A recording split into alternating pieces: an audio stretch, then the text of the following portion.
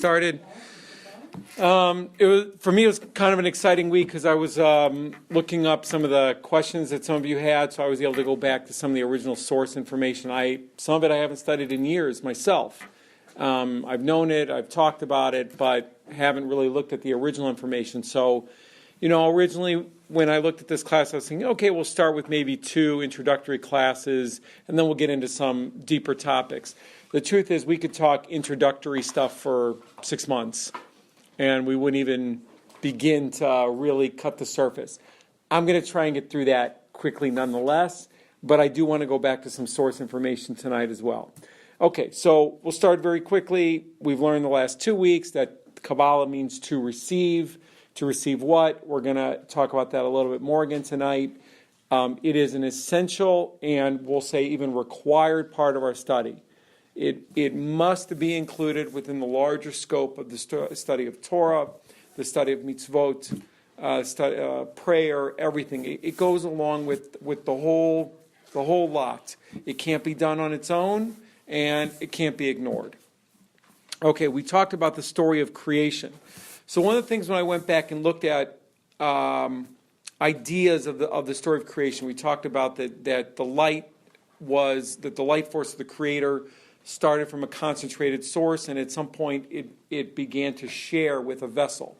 So one of the questions that Rabbi Chaim Vital, the student of the Ari, wrote in his book, in one of the books, the Eitz Chaim, he basically brings up this idea of why talk about a merciful and sharing and powerful God if there's nothing to be merciful and powerful and sharing with?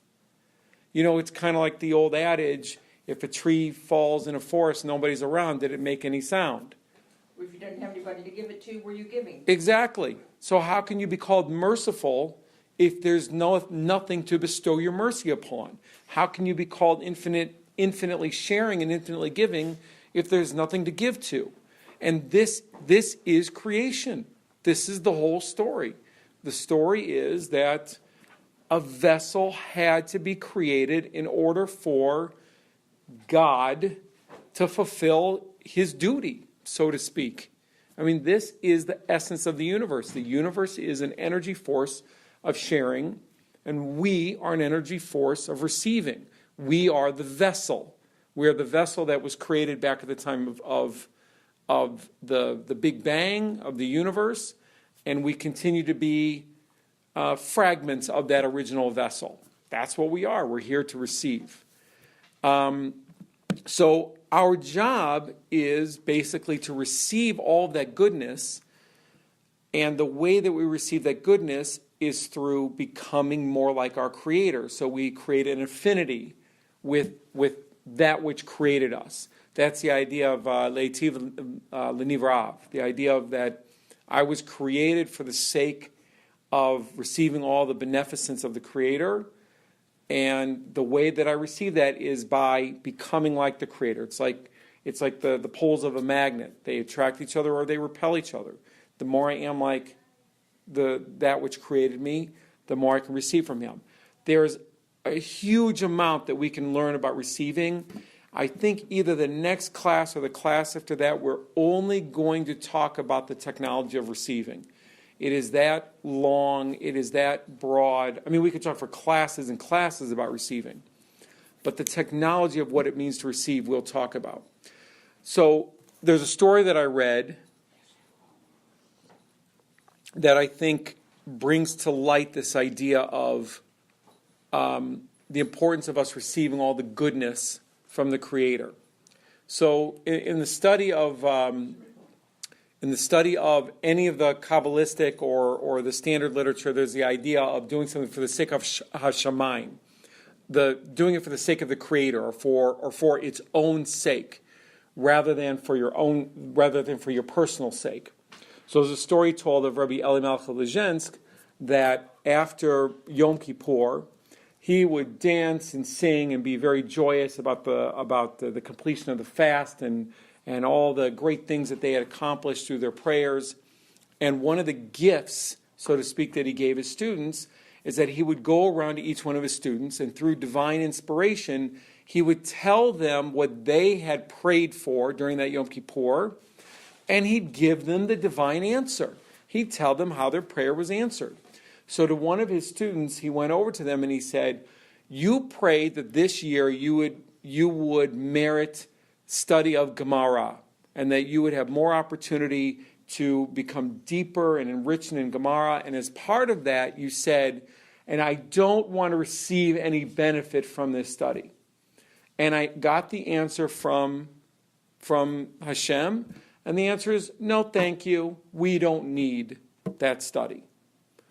We don't need the study where you don't benefit at all, where you have asked to be removed from receiving the benefit. So the idea of saying doing something for its own sake has a little bit of a twist. It has a little bit of a limitation. So you can say, I'm not doing it for the sake of any reward. That's fine. But to turn down the idea, to actively say, and I don't want to receive reward, initially this sounds like it has great merit, right? I don't want anything in return.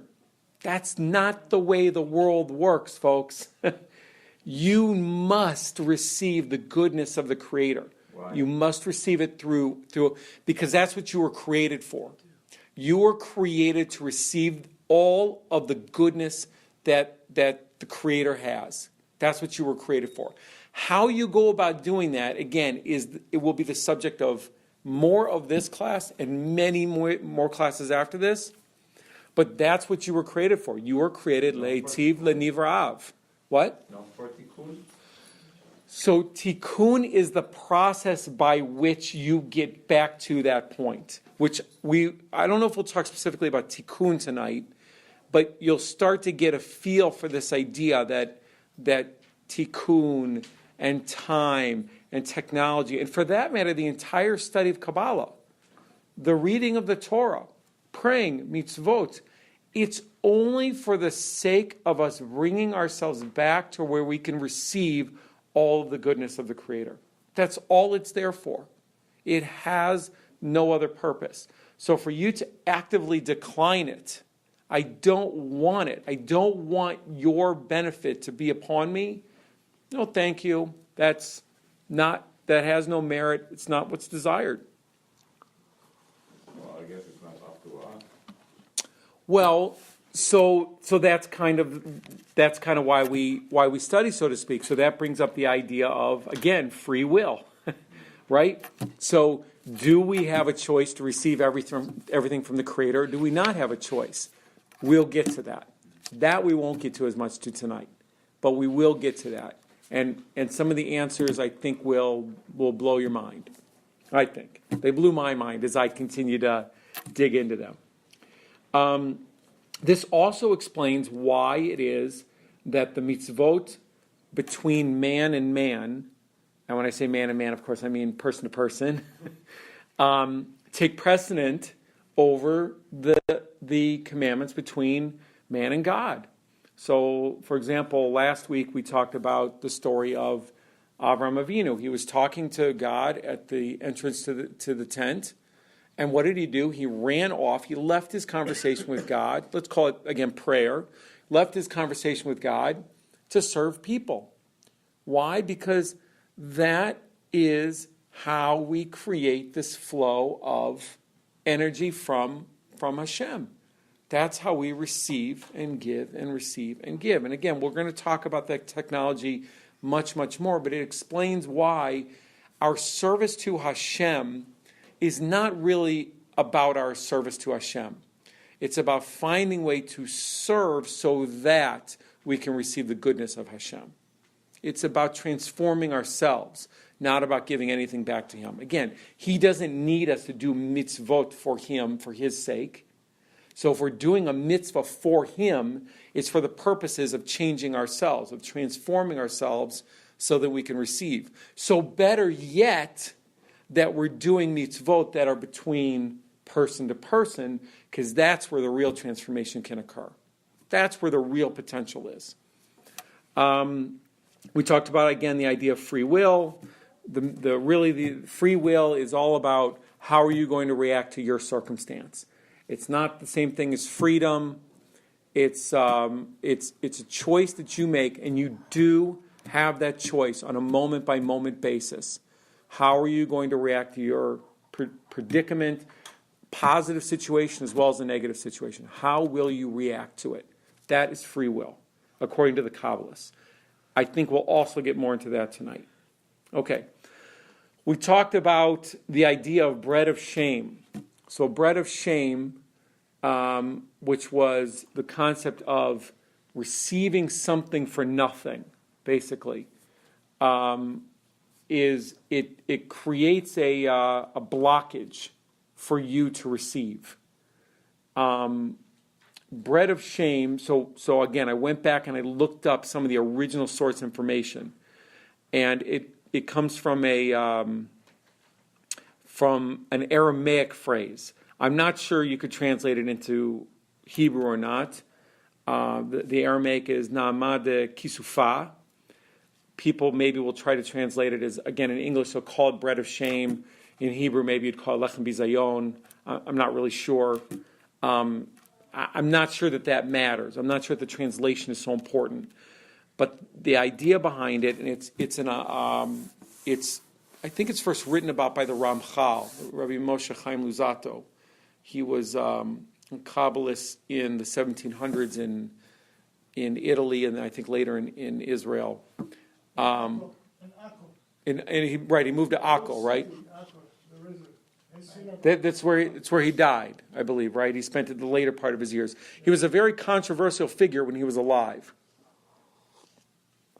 But he relates this idea of bread to one of the first chapters of Breshit, of Genesis, after Adam sins. God tells him, you and Chava, you and Eve are going to be punished. Explains the punishment to Eve, and then he says to Adam, by the sweat of your brow shall you get bread to eat. So meaning you're going to have to work for it.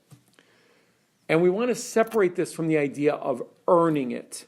So a couple of questions came up from some of you after the class last week that, you have to, somebody was asking about the idea of paying back in equal measure. It's not about paying back, and it's not about equal measure, because neither of those are really possible. If you encounter somebody who just won't accept your gifts, what are you going to do? So it might be about the idea of paying forward. It's hard to say in any given situation, but it's not necessarily about paying back. And we can throw out the idea of being in equal accord, because God is not telling Adam, you need to earn your bread. You can't earn what you get in this world. We talked about this before. God is giving you infinitely. The fact that you're not receiving it is a separate conversation. Again, we'll get there. But God is trying to give to you his infinite beneficence. You cannot earn infinity. You can't ever earn it. All you can do is put effort towards it. I'm not going to tell the story again, but we talked about the story of the man pushing on the rock. Maybe that'll remind you again, or maybe you'll see similar stories. So all you can do is make the effort. So the idea of this effort, there's another commentator who basically what he says, the reason why we don't just call it earning your bread or making effort for your bread, and the reason why we don't just call it shame, but we why the Ramchal put both of them together, was bringing this idea that when Adam came to this world, he came to this world with everything he needed, including the bread to eat. He came with everything. And he felt no shame from coming with everything. That was the original thought of creation. You'll receive my infinite beneficence, and you'll share back with me and you'll make the appropriate effort, and you won't feel any shame behind it. But then after he sinned, not investing the effort that's required will result in the feeling of shame. That's what really happens. The sin creates an opening for the feeling of having shame. And again, that's what we talked about last week, that if you really think to yourself about the idea of somebody just giving, and not being willing to accept anything back from you, that eventually it'll hurt you. Eventually you will feel some disgust or some shame or some disappointment in this relationship. It may not seem like it initially, but if you really think about it, most of you will get to the idea that, this just isn't going to work for me. There has to be a reciprocal relationship or it doesn't work. Okay? So it's not about earning, it's about investing effort. And it's about removing the shame, knowing that you invested the effort to receive. Not that you earned what you received, but that you invested the effort in order to receive. Okay, we also talked about this idea of the light force of the Creator. And we had a slight distinction. We were trying to create a distinction between what's God and what's light. So one of the ideas, again, that's brought up is discussing where is the idea of light brought up in the Torah. When was light created? What day? Anyone want to either take a guess or anybody feel like they really know for sure? Exactly. Right? So it was actually, it's one of the very first things we read. It's actually, I think it's the third, right? Yehior Vayior.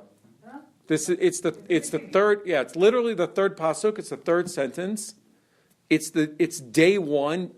It's Bereshit. I mean, you almost can't even call it day one. Day one ends a few psukim later. And it has two facets to it. It says, Vayomer Elokim Yior, let there be light. This is the famous phrase. And then there was light, right? So this brings up two interesting contradictions. So number one, when was the sun created? What day was the sun created on?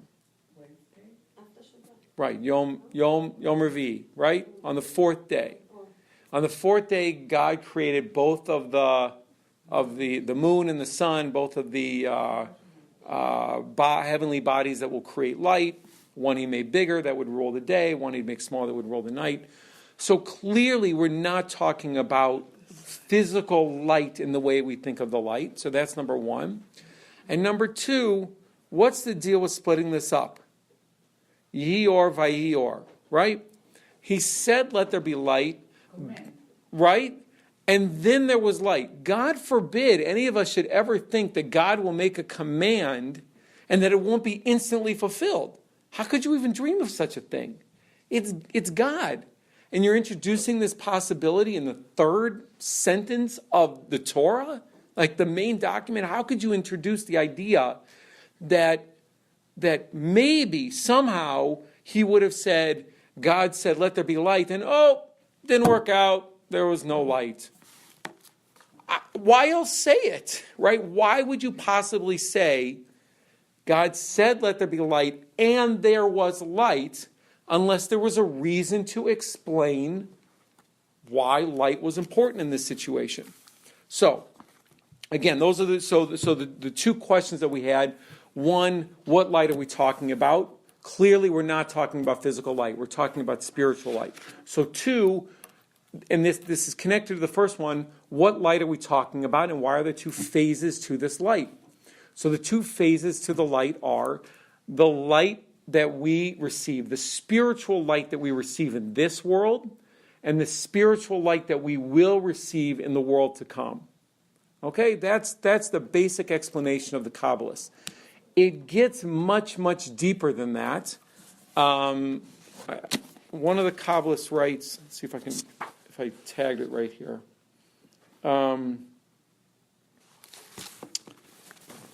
So here's what he says. He says,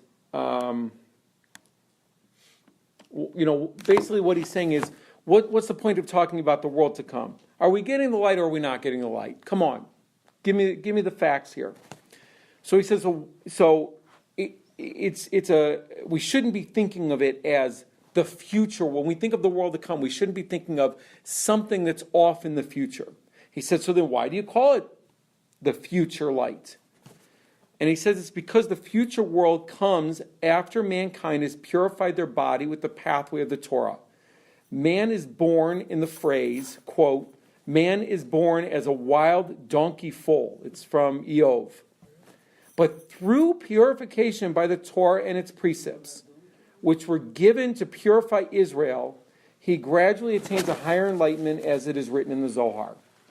When man is born, he's given a beastly soul from the aspect of purity. When he earns more, he's given a spiritual soul. So that which is to come is that for us to earn while we are still in an earthly presence. So there are two levels of light when we talk about the light force of the Creator. It's the light force of the Creator that was naturally instilled within the physical universe that allows it to exist at all. And then there's the spiritual light force, which it calls Olam Haba, but it's really talking about the higher and higher levels that we can reach in our spirituality while still in this world. Yes, it also applies to Olam Haba, which is a topic that we'll talk about later as well. But for now, that's the understanding. The wisdom of the Torah and the Zohar was only given to you in order to achieve this state of Vayhi Or. That's what it's there for. It's only there for the sake of, and there will be, and there was light, this light that's to come in Olam Haba, in the world to come. It's for us to achieve through our perfection in this world. Okay, so trying to move on to some new or newer topics. At some point in the span of the wisdom, we have this character that comes along. His name is Rabbi Shimon Bar Yochai. Rabbi Shimon Bar Yochai is a Tana. It means he's a commentator of the Gemara. And you'll find his name in many, many places. He seems to be just another one of the commentators. So what is it about Rabbi Shimon that we always associate him with the writing of the Zohar? So if you go back to the time when Rabbi Shimon was alive, this was shortly after the destruction of the Second Temple. It's the time of Rabbi Akiva and the other martyrs. And Rabbi Akiva was actually Rabbi Shimon's teacher. Rabbi Akiva was of such a level that I think it's a midrash that talks about in the story where we learn of the birth of Moshe Rabbeinu, of Moses. The angels ask the question of Hashem, why are you preparing Moshe Rabbeinu to be the prophet that will take the Israelites out of Israel? Why are you preparing him to bring them to Mount? I'm sorry, to take them out of Egypt and bring them to Har Sinai, to bring them Mount Sinai for the revelation of the Torah. Thank you. Yes.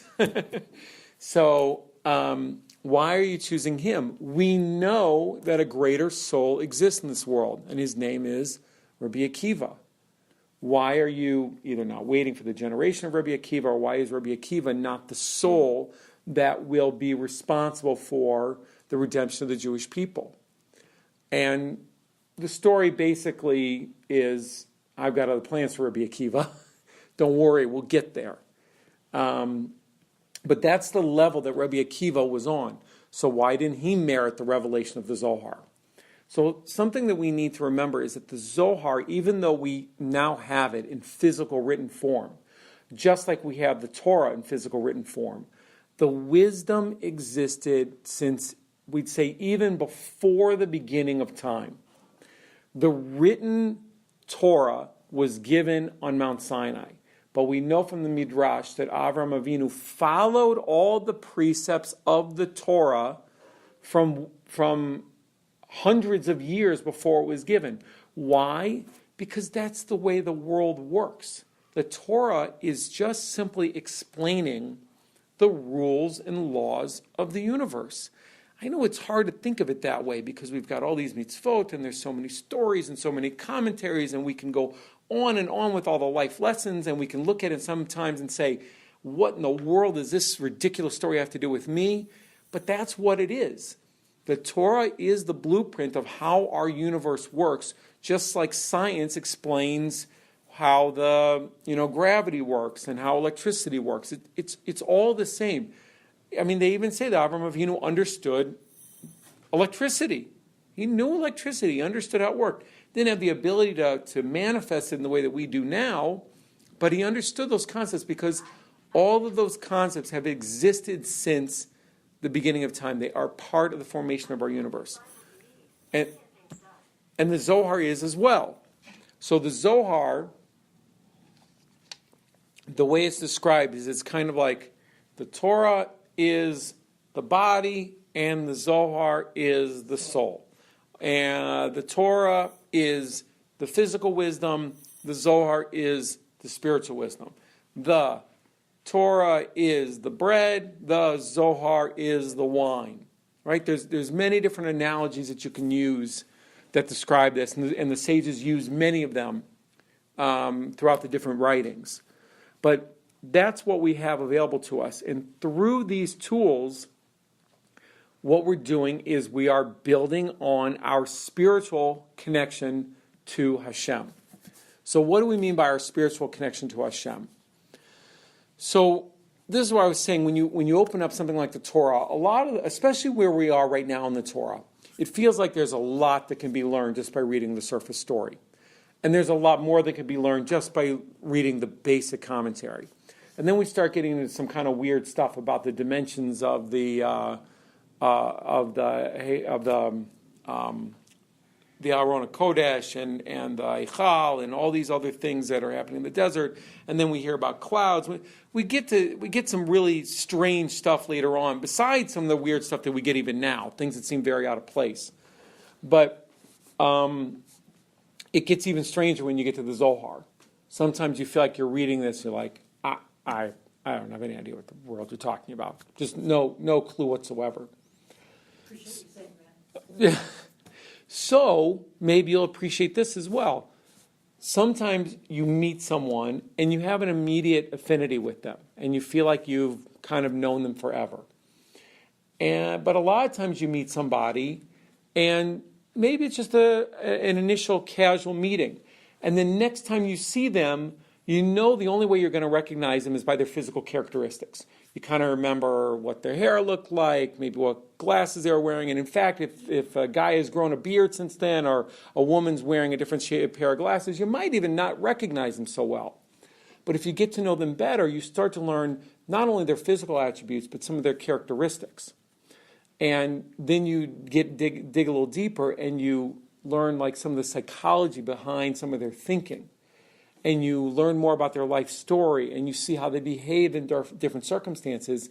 And now you can start to recognize them without even seeing them.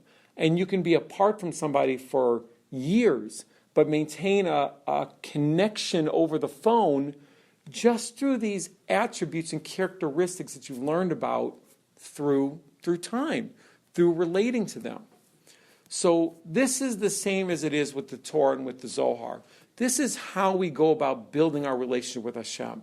We start by saying, Hashem, I don't really know you. It's okay. I don't know you.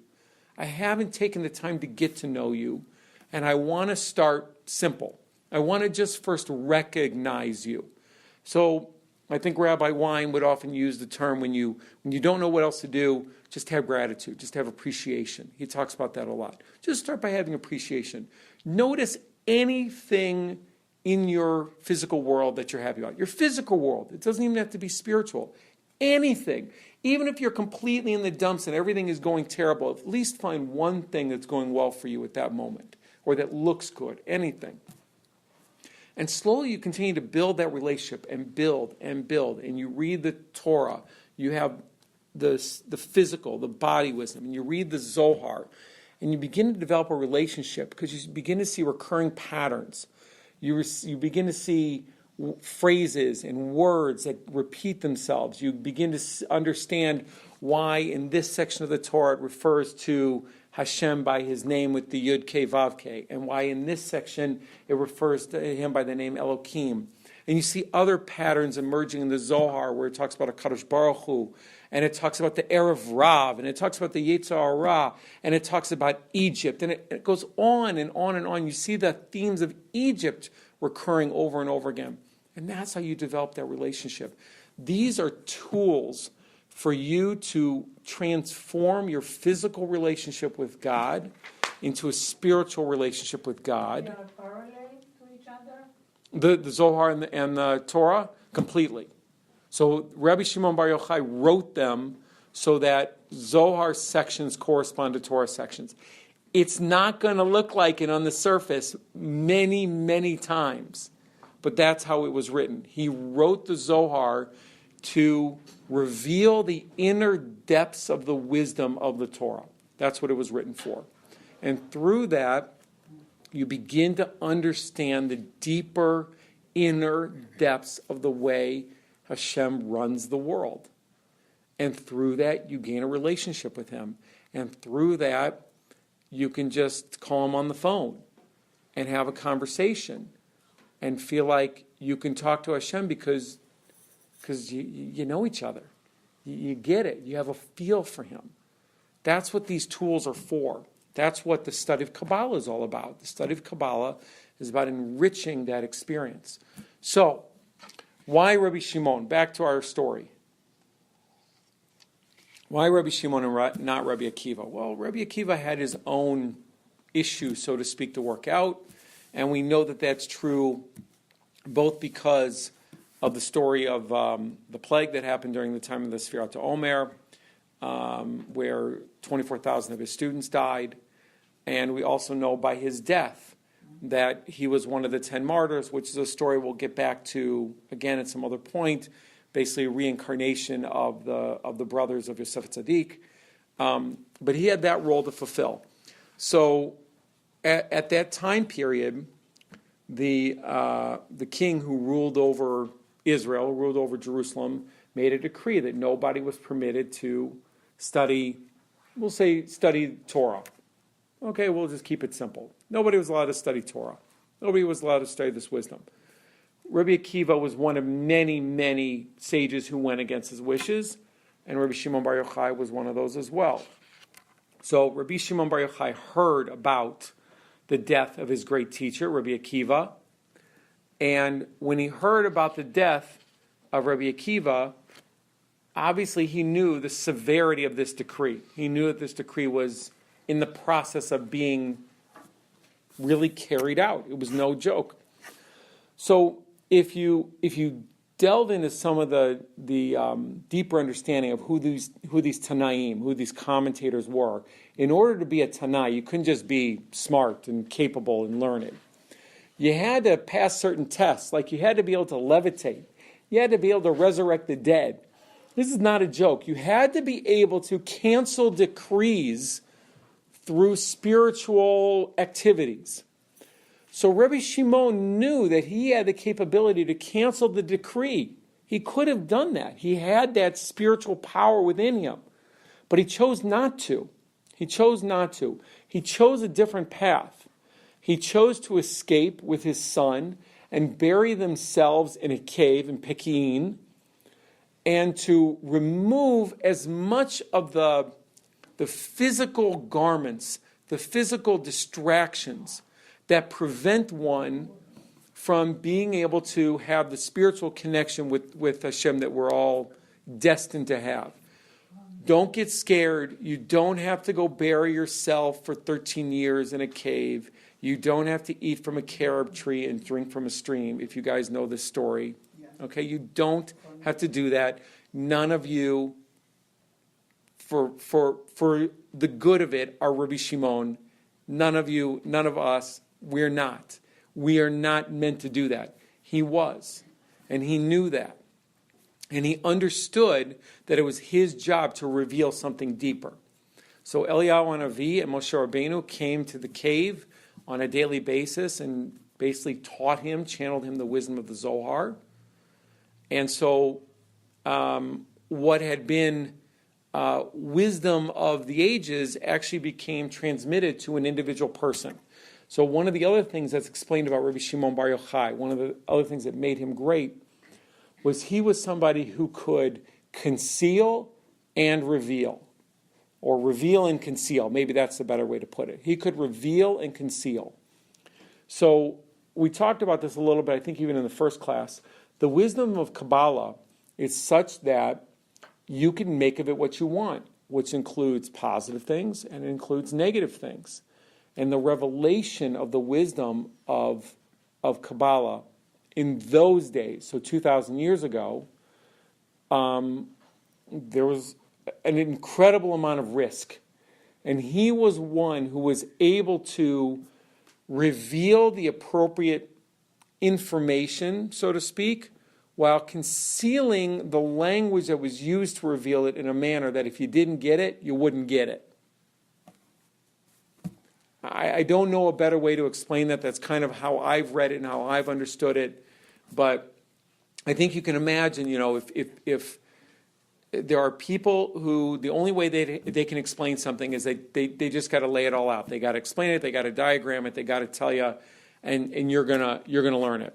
And there are other people who are able to describe things on a level, simple things or complicated things. They're able to describe things in a way that only the people who are really meant to understand it will end up leaving with an understanding.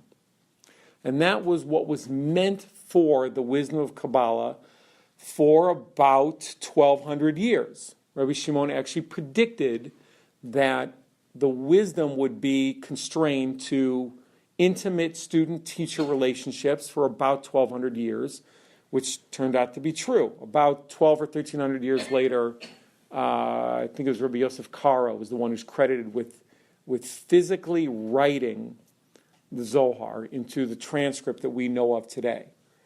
And I think that there's even stories about that he somehow was divinely inspired to the caves in Pekin, where he actually found some of the original written transcripts. I'm not sure about any of that, but that's the idea. Some people try to credit him with the writing of the Zohar, but really what he needs to be credited with, what Rabbi Yosef Karo needs to be credited with, is the transcription of the Zohar. Rabbi Shimon Bar Yochai is the one who had the revelation of the Zohar, which basically allowed us to exist, allowed us as a people and the world to exist for about 1,200 years during a time of great darkness. I mean, those 1,200 years where, if you look at human history, from about 100 to about 1,300, it's dark, it's scary. I feel like we're going through darkness right now. And we'll get there too. We'll get there too. Okay.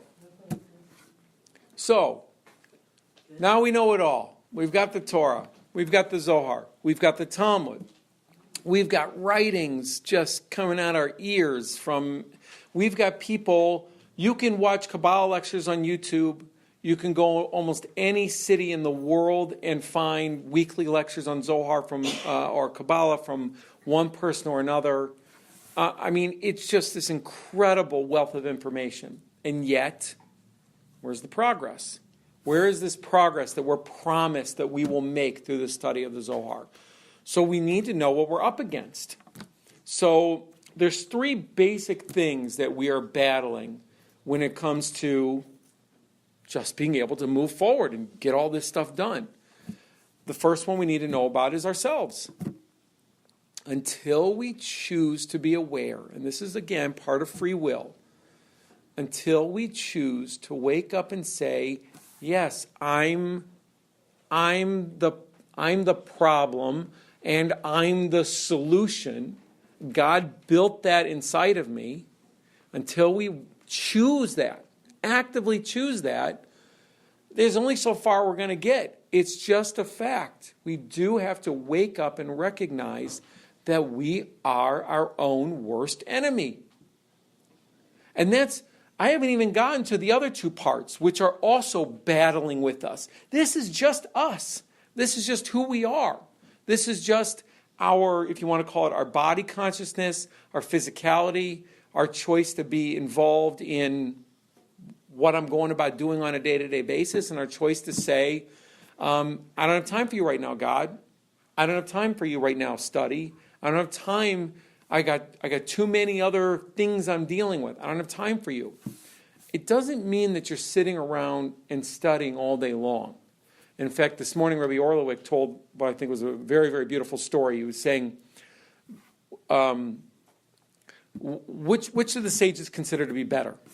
The sages consider it to be better that a person is involved, in study all day long while they're thinking about the TV show they're going to watch tonight, or the party they're going to go to, or the guy who's working all day long but thinking about tonight when he's going to get a chance to sit down and study.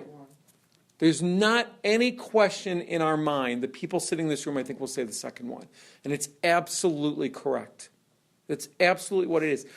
His comment was just the thought of it, the true thought. Not just, I wish I was studying. Okay, I'll go do. No, like really, I wish I was studying. It's in my heart. I can't get my mind off of it. We call it kavanah. Kavanah, right? If you have the kavanah all day long, right? If you have the consciousness all day long that I'm going to do this because this is part of my job in this world. I have to work. I have to earn money, whatever. But I want to be studying. If that's embedded deep inside you, that by itself is overcoming who you are. Forget about going back to the stuff that we talked about earlier, the idea of actually investing effort. That we haven't even gotten to effort yet. We're only talking about thought. Then you move to effort, and things change on a whole different level. Then you move to sharing and receiving, which again is for our class to come. And wow, the world just becomes so open to you. But you are your own worst enemy. You have to overcome yourself first. You have to be willing to be open. Okay. Once you've given yourself the opportunity to be open, then you're facing the snake. You're facing the Yetzer Hara. You're facing the evil inclination. That's what you're facing. Okay? It's a fact. It's an existing living entity, so to speak. It really is, and you need to look at it that way. And the famous line from The Usual Suspects, the greatest trick of the Satan is that he convinced the world that he doesn't exist, is absolutely true. If you don't recognize the fact that you have a Yetzer Hara, you will get nowhere. Now, I'll give you a little bit of a taste of something we'll learn, maybe not next class, but after that. So, Yetzer Hara, I brought a marker just in case I would need it, which I think it's useful here. And I'm sure the Israelis in the room will tell me if I make a spelling mistake. I hope I won't, but Nobody else will. I think that was an insult Change to the us. marker. No, yeah, I wish. It's the only one I have. But the Yetzer Hara, okay? So, the easiest translation we've given of this is the evil inclination. So if we look at these last two letters, the Resh and the Ayin, so Ra, evil, bad. So these are also considered to be an acronym for Ratzon, Itzmi. That's me. Atzmi. So Ratzon Atzmi basically means I'm fulfilling my own desires. That's what it means. My own fulfillment. That's what I'm seeking. So again, this is just a sneak peek of what we're going to be talking about in some future classes. But this is key. This is the definition of Yetzer Hara comes down to you're receiving for yourself. You're fulfilling your own desires. That's what it comes down to. Egoist. What's that? Egoistic. That's right. It's egoistic. That's what we learn about, right? Egoistic. So you're not only fulfilling your physical desires, you're fulfilling your mental desires, if you want to call it that, right? Your egoistic desires, the things that make you feel all special and good. That's all Ratzon Itzmi. That's me. Little bit, we can be egoistic. We'll get to the value of the ego. We will get to that. That I don't know if it's coming in the next couple classes, but we will get to the value of the ego. Okay. And then the next part of this that we have is we have the Erev Rav. So the Erev Rav is the first time I think that we hear about the Erev Rav, which we normally translate as the mixed multitudes. The Erev Rav is the group that came out with us from Egypt. So during the redemption from Egypt, it was all the Israelites, and it was this Erev Rav. And the Erev Rav, I've heard many stories about what the Erev Rav really was. Hasafs. So these were Egyptians who had taken on some of the learning, some of the characteristics of the Israelites, but didn't convert. And they're always there nudging us, basically. They are there to disrupt us. Now, again, they are there stopping us, so to speak. They are our distraction in this world. So the Yetzer Hara is kind of an internal distraction. It's this voice that's always arguing with us.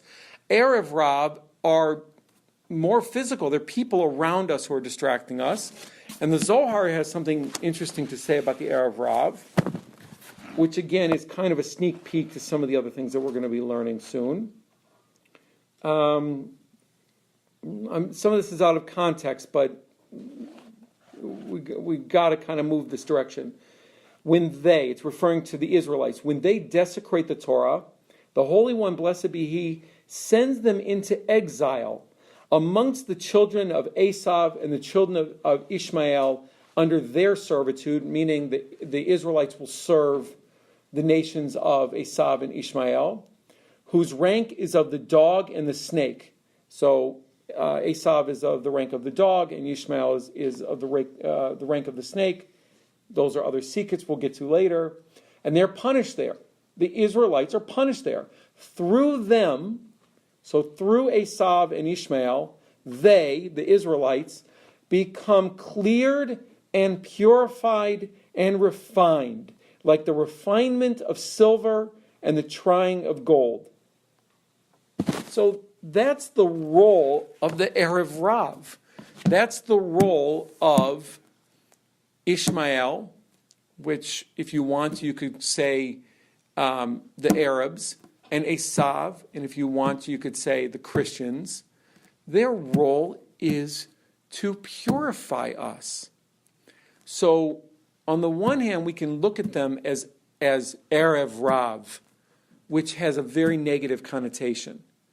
But we can choose through the wisdom of the Zohar to see they are, when we are in service to them, which we are right now, we are in exile, we're in Galut. That's where we live right now. When we live this way, they are there to cleanse us. They are there to purify us. And it's a good opportunity to think about how it is that what appears to be evil in the world, whether it's perpetrated by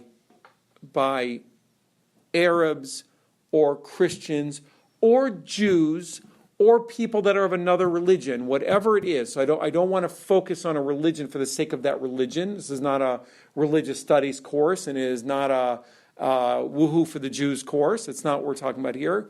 But when we see these individuals around us, and we see what appears to be dark or evil, we need to recognize this is to refine us into silver and gold. In what way?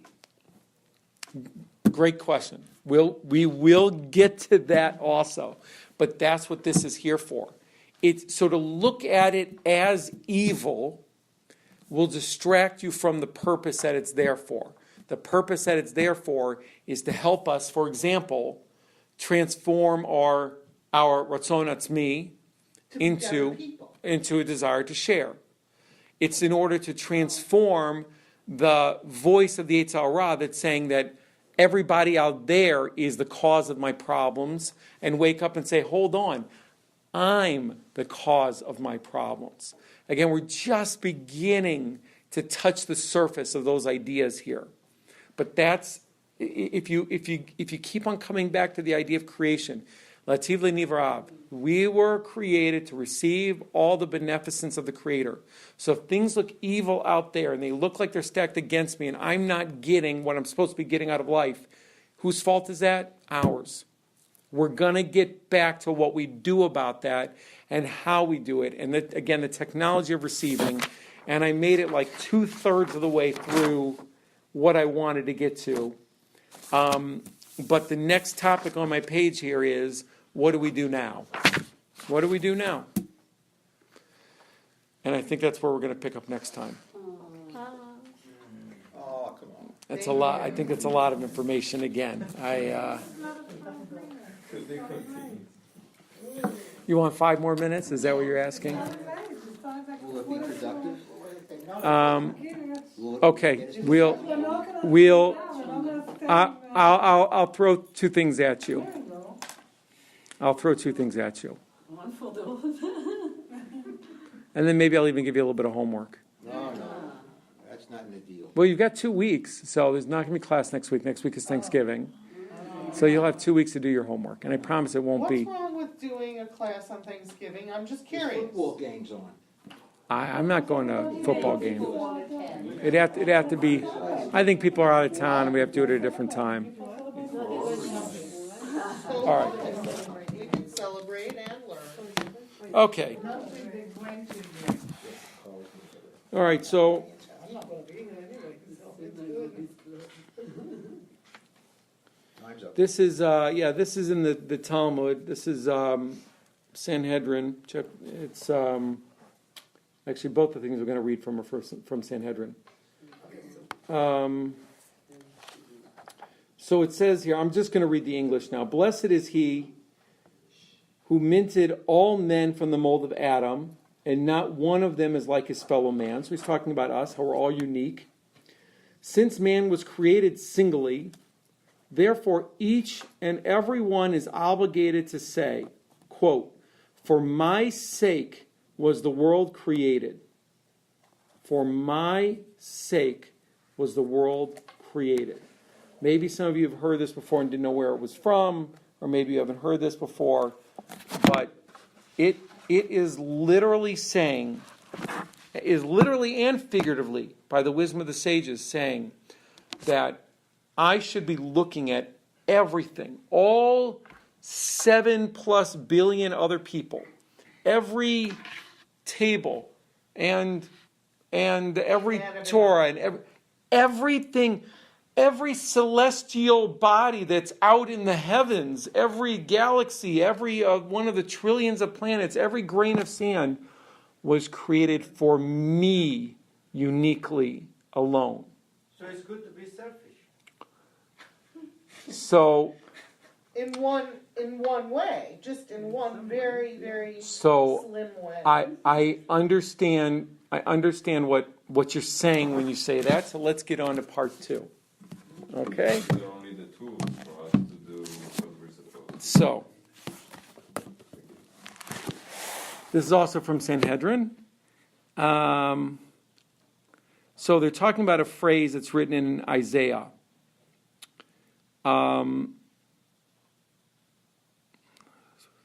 Ketiv Achishena. So there's this famous phrase in Isaiah that basically says, "May it come speedily in its time." So which one is it? Is it speedily or is it in its time? It can't. According to the word, Achishena, Right, Achishena means speedily, but it also says in its time. May it come speedily, Achishena, in its time. May what come? May what come? Okay, so we'll get to may what come, but we agree that this is a contradiction, right? Nobody would ever speak in a way to say, I hope that'll come to you very fast when it's time for it to come. Right? I hope. It doesn't really sound so strange. I hope the train will get here fast on schedule. Well, wait a minute. If you know what the schedule is, and it's going to come on schedule, why would you even mention fast? On the right Because the time. schedule is known, and the schedule of what's addressed here is not known. That's right, because the schedule of what's addressed here is not known. The schedule of what's addressed here is our return to the Ein Sof, and we'll talk about what the Ein Sof is again in another class, but our return back to our essence, back to where we were with the Creator, back to the time of Mashiach. That's what we're returning to.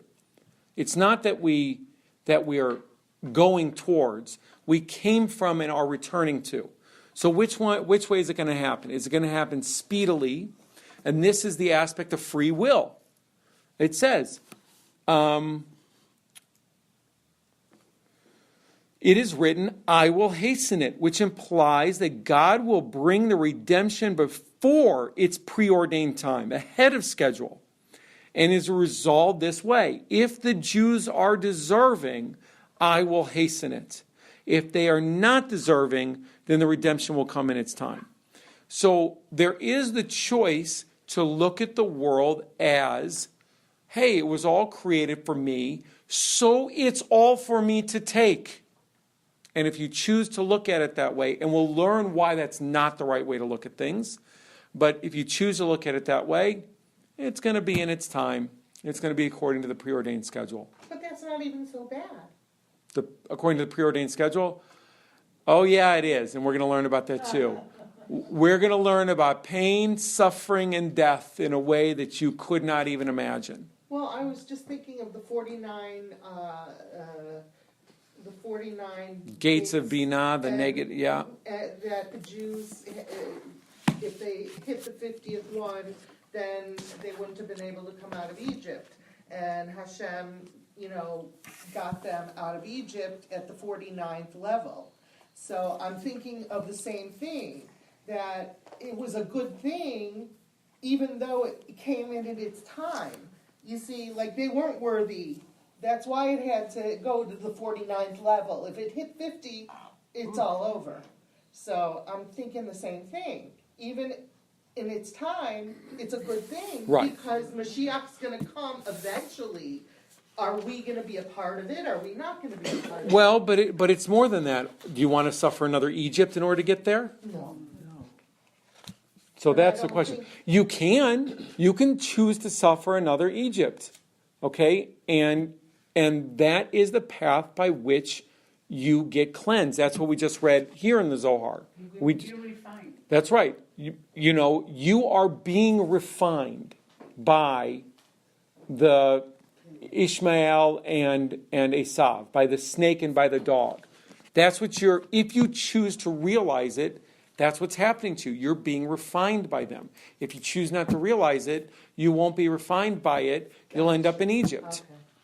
So you every action you take, it has to be that you're like refining yourself. The story of the redemption from Israel and the story of Pesach and Egypt is something that we will come back to probably around Pesach. We'll probably take a special break, in those couple weeks before Pesach. We'll talk about that. We did that last year, and we'll probably do that again because the idea of the matzah and the idea of being poor and the idea of even 4 cups. I mean, all this it is technology that allowed us to basically earn something that we didn't otherwise deserve. That is not a place you want to be. You don't want to be in a place where you are relying on miracles, and you're actually not allowed to be there. You're not allowed to rely on miracles, right? So we need to find a way to not rely on miracles. We need to find a way to not have pain and suffering and death. We need to find a way to recognize that things that are around us are there to actually purify us, and we need to find a way to bring Mashiach speedily, not in its time. You believe in miracles? We'll have a class on miracles as well. My thought here for the structure. So I'm going to try and move on from introductory stuff. We have to rely on miracles if we believe in miracles. So the idea of not relying on miracles is just that you're not permitted to rely on a miracle. You're not allowed to walk into a situation and say, I'm going to do this act, or I'm going to think this thing knowing that what will be there to save me is a miracle. So that's the idea of not relying on a miracle. We're not permitted to rely on that in order for us to be saved. We do have to actually invest the work. Even though, again, the work cannot possibly earn us what it is that we're receiving, it doesn't relieve us from the burden of working. Yeah, it doesn't relieve us from that. So I'll try as quickly as I can the next class to move on from somewhat introductory level stuff. Probably what we'll try to do is, I think the beginning of each class, I'll do my best to share at least a little snippet of wisdom that is related to the Parsha of the week. Because like I said, the Zohar is organized that way. The Zohar is organized according to the Parashot. So we'll try to give just a little touch of that each week, and then we'll go on to a deeper topic. And if you want to think ahead a little bit, the next two topics that I'm probably going to talk about is what is the Kabbalist and what's the nature of a student-teacher relationship, because that's critical for all of us. Student-teacher relationships are an essential part of learning. And then I think after that we'll probably get into the technology of receiving. And I encourage you all to be there. Is there a book that you would recommend as an elementary beginning book to have on the shelf? To go, Aria Kaplan. Yeah, let me think about that. I've heard other people recommend R.A. Kaplan's books. I haven't read them, so I can't actually You really should. personally recommend them. These, I think it's in the front. These are in the front. I mean, that's mine, but they are in the front. but I'd be interested in But- something that is not so scholarly that I couldn't I have the book, if you- relate to it. Stuart gave to me, Kabbalah for Dummies. There It's you go. really good. Oh, it is? I actually have a copy of that. I'd be happy to bring my copy and let somebody borrow it, so I haven't read it. Sounds like the Very, ones very, Um, right to the point. You know That what I sounds mean? like the it's one not I I over heard that he first. was But a Kabbalist. I and they still took give him you for the a look question. Because Who was? Oh, that Rabbi Hashem took him young. Kaplan? Yeah. There's another rabbi who I've enjoyed reading named Akiva Tates. He's, I think he's South African. I don't know that his books are in publication still. But Supposed to be our homework. so the homework. So what I was going to suggest for homework is that everybody try at least one time a day to think about how is it that it looks like the world was created just for me? What am I seeing in the world? What am I thinking? What's going on? Just try to have the conscious, the kavanah. Try to be aware. Have an openness and an awareness of how the world was created just for you. Once a day. If you can't do it once a day, every other day. All day long. Some people can. Some people can. But that's your homework. Do your best. Maybe we'll share some things that people would like to share at the next class, and maybe not. Whatever people feel comfortable with. Are we going to ever go to angels? Um,